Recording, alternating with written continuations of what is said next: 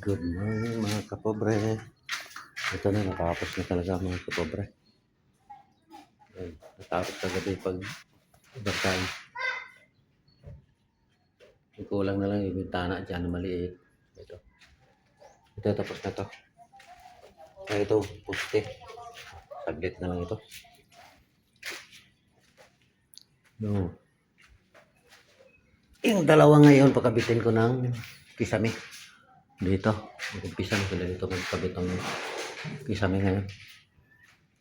Tuloy-tuloy na yan kasi tapos na yung mga huling.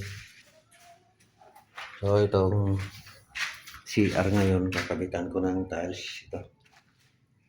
Ito, kabitan ko ng tiles ngayon. Andyan na yung tiles. Kulang yata konti yung tiles pero okay lang, ikakabit ko na yan. Dagdagan na lang yan kung ilan ang kulang. Kasi binawasan nila. Pero konti na lang ang kulang, mga siguro 10 piraso. Kabit ko na yan ngayon. Katapos niyan, dito na ako sa flooring kasi meron na rin dito pang flooring lahat. Nagkabitan ko na rin ito pag natapos ng kisame. Ayaw ko magkabit ng tiles kung wala pang kisame kasi baka mamaya malaglagan yung tiles, mabasag. So dapat tapos ng kisame bago ka gumawa ng tiles.